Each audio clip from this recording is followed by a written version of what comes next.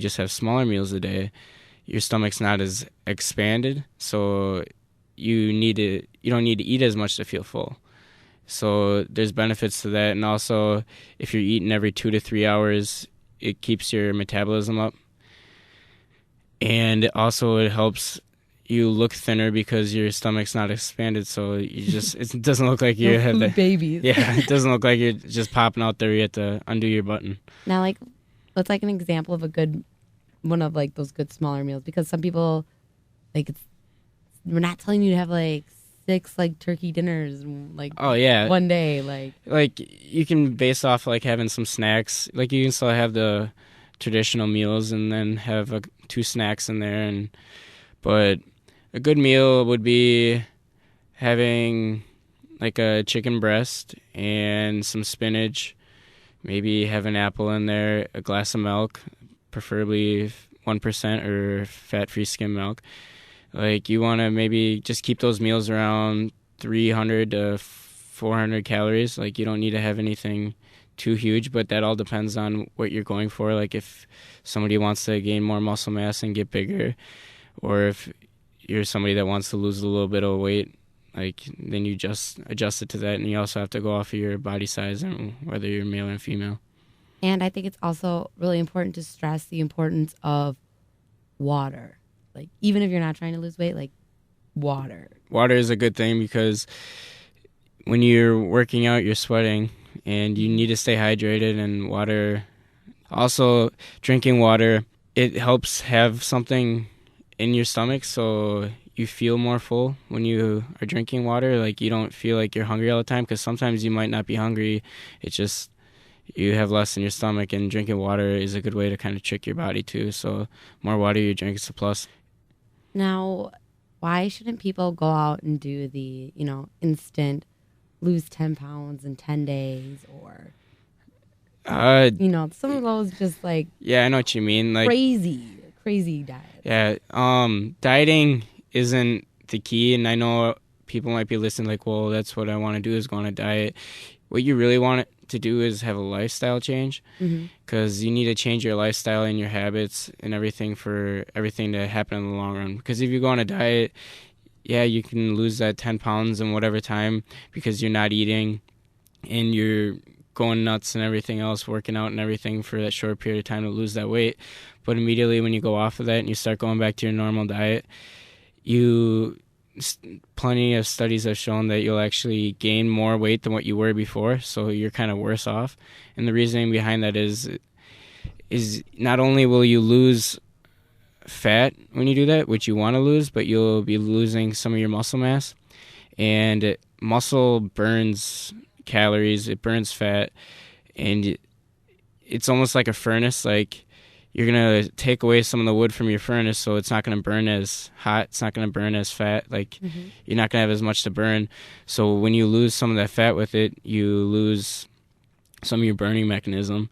And they say each pound of muscle you have is equivalent to 50 calories you'll burn a day. So it's another thing if you're trying to lose weight or, like, lose fat, not necessarily weight, it's good to incorporate a strength training in your exercising, because then you'll build more muscle, which will help you burn more calories, and then you get to eat more. Who doesn't want to eat more? Now, also, I think it's important too, when you're like changing your lifestyle, just remember everything in moderation too, because it's hard to just all of a sudden one day wake up and go completely clean and then not see a chocolate brownie for 2 weeks. Oh yeah, of course. Not splurge and eat the whole pan. Everything is moderation. You can still have those other things. Just pretty much try to do it where 90% of what you eat is a good thing for you, and you can give yourself that 10%. But you can still eat bad things. Just look at your calorie intake. Like, oh, I allowed myself that Snickers bar today, but I still wouldn't be eating those things every single day. And you want to make sure that you base your lifestyle off of healthier choices, and you can still have those little snacks here and there, because if you just try to cut yourself off, just in general, nobody can do that. No. That's almost impossible. I couldn't imagine not seeing chocolate ever again. I ate all salad today, but then you want to know what? I gave myself a chocolate cookie because I said I was good. Good. And if you work out, It, you are allotted a lot more a lot more calories. cookies. A lot more cookies. Yeah. Now we're kind of getting into working out, and workout and diet or lifestyle habits go hand in hand, and it's really important to stay physically active no matter your age or no matter if you're trying to, lose weight or not. It's just a great stress reliever. Hmm. Now, when it comes to working out, I don't have a lot of time, let's say I'm busy. What are the main exercises, the most effective exercises that I can do? Are you talking as in strength training or like cardio? Let's start with strength training first. Okay. So if you only are allotted maybe, let's say, a half hour, you don't want to necessarily just go to the gym and like, okay, I'm going to do some bicep curls and then I'm going to do some triceps and I don't know what else I'm going to do after that. Like what you're going to want to do is do full body workouts because you're going to incorporate more of the muscle groups. So you're doing more work, but it's actually less time because you're not doing as many lifts. So like some good lifts for that would be squat. Squat is an amazing lift where you incorporate more than just your legs. A lot of people think it's just your legs, but actually you're getting your abs in there and your back to stabilize the bar with the weight on it. You're getting your shoulders involved when you're stretching back, trying to grab the bar with your hands, and that's also stretching out your chest, and you're using your grip strength to grip onto that bar, and then you're going down. It's like a full body workout, and even when you're almost done with it, sometimes you're huffing and puffing where it almost turns into a cardio workout. But that's a great workout to incorporate a lot of your different muscle groups. Like you want to do exercises that are getting more than just one.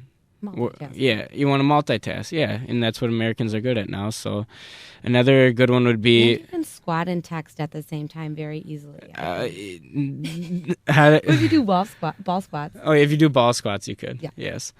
Another good one would be to do pull-ups. Like if you want to get your biceps and you want to get your back in, right there you got it, because you're doing pull-ups, that's working your biceps, and that's also getting your back involved, helping you pull up, and a little bit of shoulders involved too. So these are great exercises to incorporate with everything. Now with pull-ups, they are tough. Yes, and if you can't do a pull-up, you can do lat pull-down, where you can sit down and you can adjust the weight to whatever you can actually do. And that's where you're sitting on the bench and you pull the bar. You pull that bar down. Yeah. Yep, and the cable's connected to it. And that's still the same as trying to pull up on a bar? Yeah. Well, it gets you there. It gets you there. Okay. And it helps. And also, you can incorporate more weight if you're getting stronger and stronger. So that's a good exercise to use. Now, like if you're just trying to get there first, like is it okay if I'm in the gym and I have like